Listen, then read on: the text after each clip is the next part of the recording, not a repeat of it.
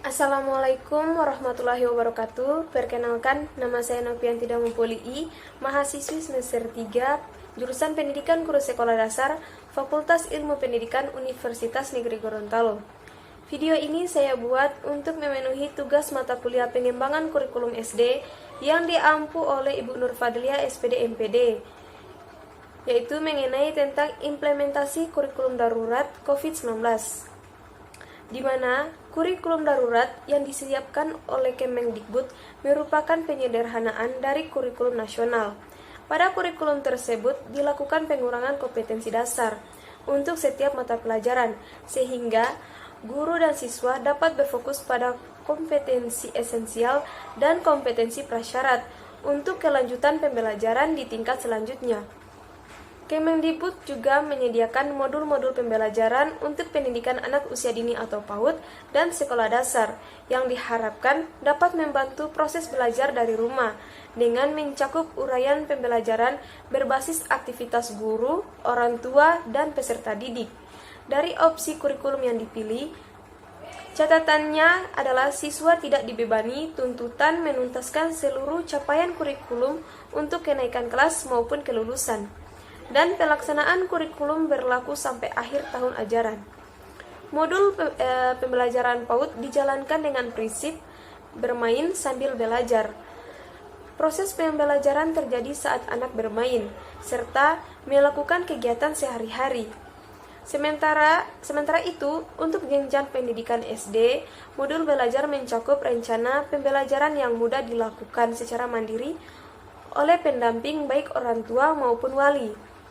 Modul tersebut diharapkan akan mempermudah guru untuk memfasilitasi dan memantau pembelajaran siswa di rumah dan membantu orang tua dalam mendapatkan tips dan strategi dalam mendampingi anak belajar dari rumah. Untuk membantu siswa yang terdampak pandemi dan berpotensi tertinggal, Mendikbud mengimbau guru perlu melakukan asesmen diagnostik.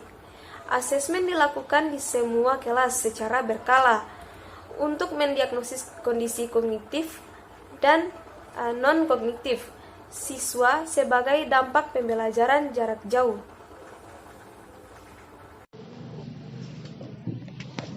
Assalamualaikum warahmatullahi wabarakatuh. Assalamualaikum warahmatullahi wabarakatuh. Perkenalkan, nama saya Nopianti Damopoli, mahasiswa jurusan Pendidikan Guru Sekolah Dasar Universitas Negeri Gorontalo. Di sini saya akan mewawancarai Ibu tentang bagaimana penerapan guru-guru di masa pandemi saat ini. Ada beberapa pertanyaan yang ingin saya tanyakan. Yang pertama itu, apa pendapat Ibu tentang sekolah secara online yang diterapkan oleh pemerintah karena pada saat ini sudah ada wabah virus corona dan pemerintah kan menerapkan sekolah secara online. Nah, menurut Ibu bagaimana itu? Kalau menurut saya, ini pembelajaran secara daring yang diterapkan bukan hanya dari Provinsi Gorontalo, tapi ini kan secara nasional. Ya, ini memang langkah yang harus ditempuh karena mengingat jangan sampai virus ini semakin meluas. Oleh sebabnya anak-anak dibelajarkan secara daring.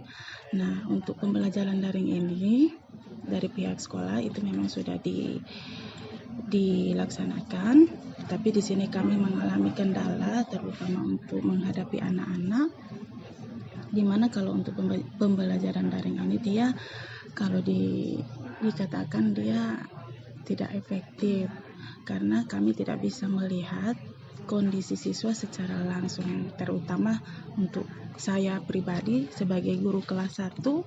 Nah, ini kan memang agak kesulitan karena kalau untuk kelas 1 itu kan memang harus butuh bimbingan sentuhan langsung. Jadi kalau untuk kelas 1 ini, kalau mau dilihat dari pantauan belajar daring itu kemungkinan baru sekitar 50% kemampuan siswa untuk bisa membaca, menulis, dan berhitung. Nah, karena dikarenakan oleh keadaan, jadi ya masih seperti itu keadaannya. Nah, tapi mudah-mudahan harapan kami insya Allah untuk semester 2 nanti ini sudah bisa kembali normal. Pertanyaan selanjutnya, dan dalam pembelajaran daring saat ini, apa saja kendala-kendala atau hambatan yang Ibu rasakan dalam mengajar? Proses pembelajaran daring ini di mana kami mengalami hambatan. Ini yang pertama keaktifan siswa, di mana siswa dari awal itu memang ada kemauan dari siswa, tapi sudah lama kelamaan antusias siswa maupun orang tua itu sudah mulai menurun, di mana orang tua sudah banyak mengeluh mereka tidak mampu, bukan tidak sanggup untuk mau mendampingi anak mereka, tapi mereka juga punya kebutuhan khusus ya. Jadi mereka kasihan orang tua mencari, jadi mereka tidak bisa mendampingi secara utuh anaknya di rumah. Yang berikut, anak-anak mengalami kesulitan di mana hampir sebagian besar orang tua tidak memiliki handphone Android. Meskipun mereka punya handphone Android, kendala yang berikut adalah data. Iya. Permisi Ibu, perkenalkan, nama saya Nopianti Damopoli, mahasiswa PGSD semester 3 Universitas Negeri Gorontalo. Kalau boleh tahu nama Ibu siapa?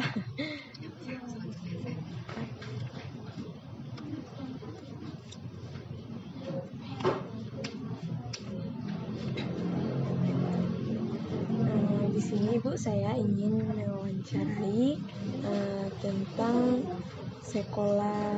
penerapan sekolah online. Yang pertanyaan pertama, apa pendapat Ibu tentang sekolah secara online yang diterapkan oleh pemerintah di masa pandemi COVID-19 saat ini?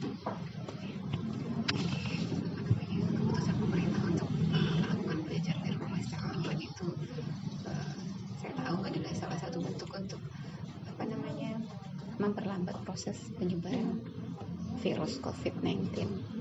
Tetapi di balik itu banyak hal yang harus dikorbankan, termasuk pembelajaran daring.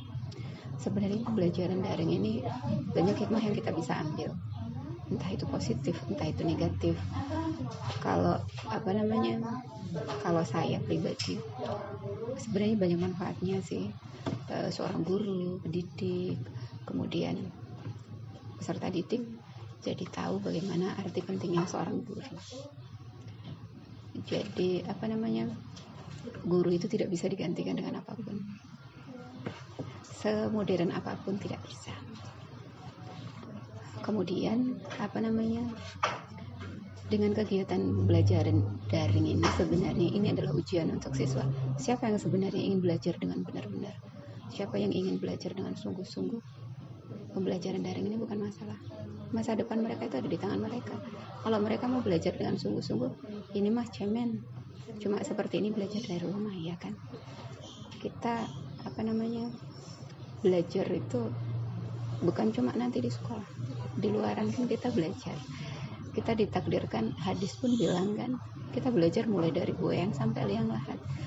Dan kembali lagi, apakah orang tua sudah betul-betul melaksanakan fungsinya sebagai orang tua, guru pertama mereka di rumah, untuk memberikan motivasi kepada anaknya akan pentingnya belajar.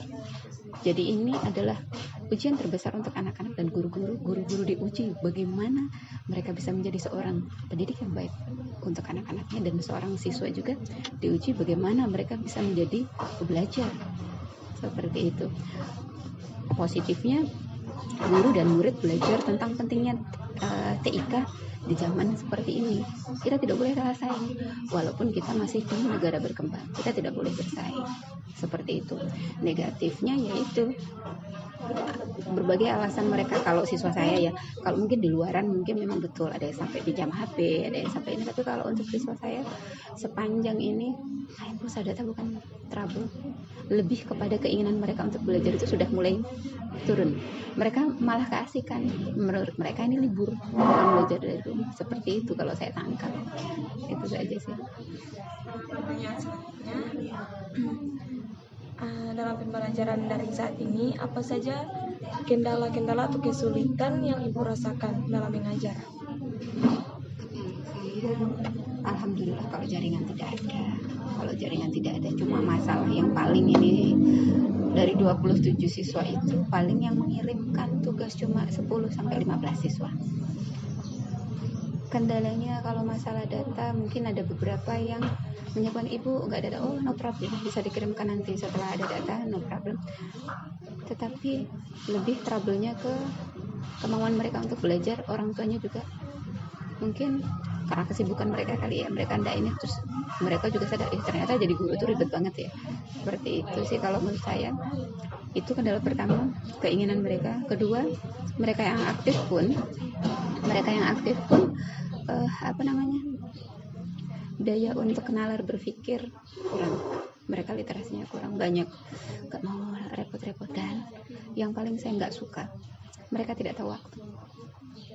Saya sudah, maksudnya guru kan punya ini ya, maksudnya kita harus punya disiplin waktu, jam segini sampai jam segini belajar, silahkan kalau ada yang belum selesai dilanjut lagi besok jam 7, batas jam 2 sudah ya, tidak ada yang hubungi ibu karena ini waktunya ibu untuk sekolah lagi.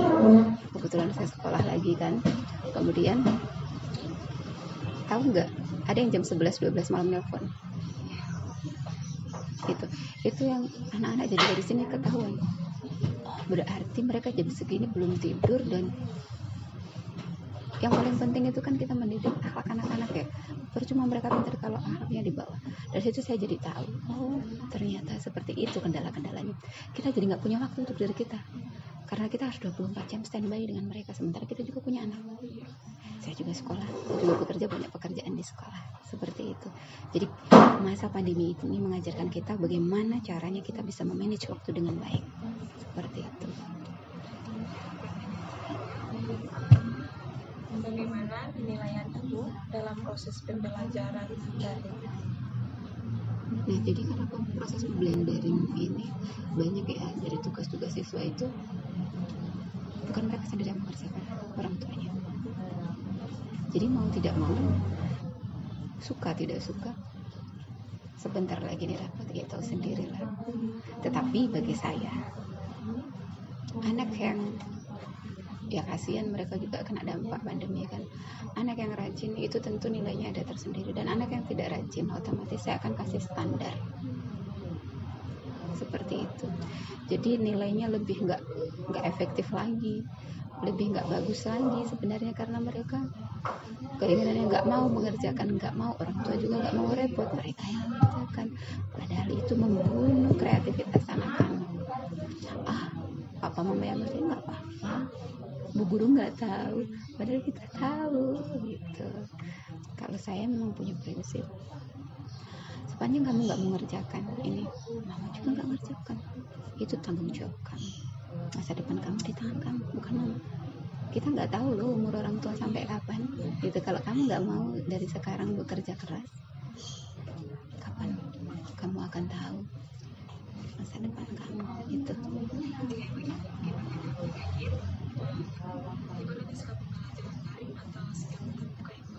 Kalau saya suka yang gabungan, jadi supaya anak-anak nggak bosen. Kadang kan anak-anak di kelas kan, apalagi anak-anak SD, jangan kan anak-anak SD, anak SMA aja banyak bosen ya. Mungkin karena gurunya belum menemukan karakter siswanya, cara belajarnya yang bagus. Jadi memang tugas guru itu banyak, harus jadi psikolog juga untuk mereka. Oh anak ini, dia ini bagusnya suka belajarnya di ini. Jadi itu adalah tantangan bagi kami. Kalau menurut saya pembelajarannya bagusnya gabungan, blended learning. Jadi daring maupun luring nanti digabungkan seperti itu.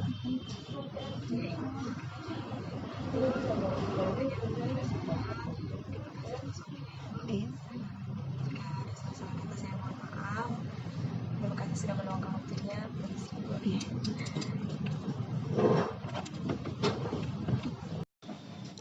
Assalamualaikum warahmatullahi wabarakatuh. Perkenalkan, nama saya Nopianti Damopoli, mahasiswa PGSD semester 3 Universitas Negeri Gorontalo. Di sini saya akan melakukan wawancara kepada siswa SD mengenai pembelajaran jarak jauh. Nah, langsung saja. Adik penama siapa? Biasanya dipanggil Ahmad. Sabrina Beto, biasanya dipanggil Abi. Kakak ada beberapa pertanyaan. Pertanyaan pertama itu, apakah dalam pembelajaran online adik memahami materi-materi yang dijelaskan oleh guru? Misalnya dalam pembelajaran itu Pak Guru atau Ibu Guru menjelaskan materi, adik paham, adik mengerti begitu? Tidak. Karena alasannya apa? Kadang ibu menjelaskan terlalu cepat. Cepat-cepat baru Biasanya jaringannya ngelek. ngelek. Jadi Ibu Pesora itu mau tak putus-putus begitu. Kalau menurut Abi, Abi paham dengan materi-materi yang Ibu Guru mau jelaskan? Karena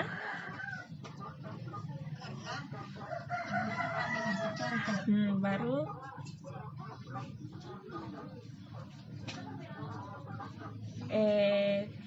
kalau mau belajar begitu, Abi timah mau taman.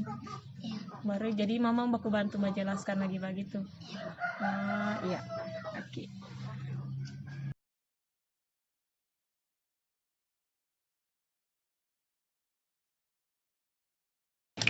Nah, yang pertanyaan selanjutnya, Adek lebih suka pembelajaran secara online atau tatap muka?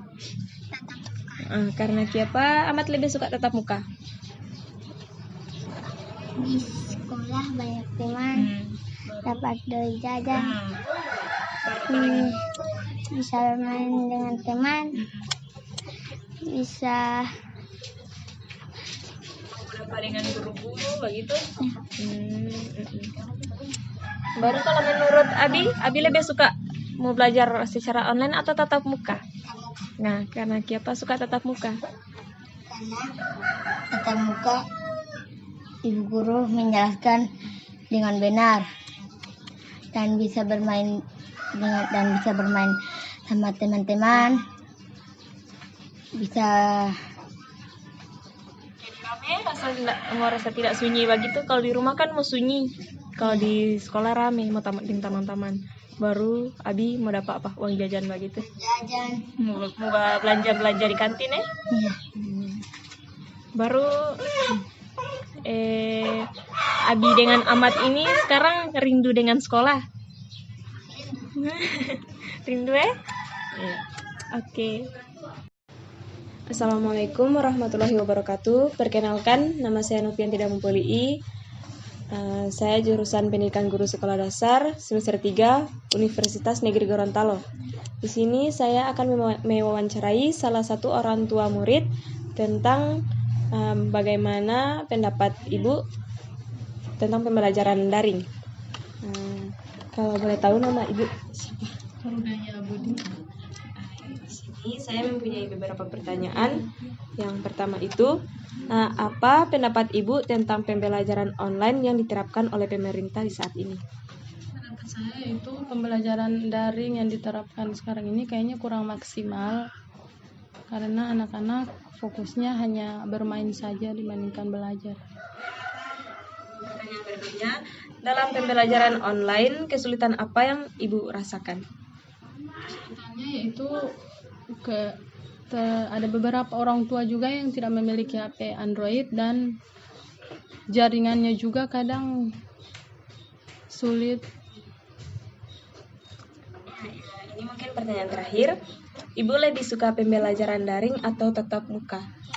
Tapi orang tua lebih suka tatap muka karena kalau daring biasanya pembelajaran tidak maksimal dibandingkan dengan yang tatap muka. Assalamualaikum warahmatullahi wabarakatuh. Perkenalkan, nama saya Nopianti Damopoli. Saya mahasiswa PGSD semester 3 Universitas Negeri Gorontalo. Baik, di sini saya akan melakukan wawancara kepada salah satu orang tua murid. Menurut Ibu, apa pendapat Ibu tentang pembelajaran online yang diterapkan oleh pemerintah sekarang ini?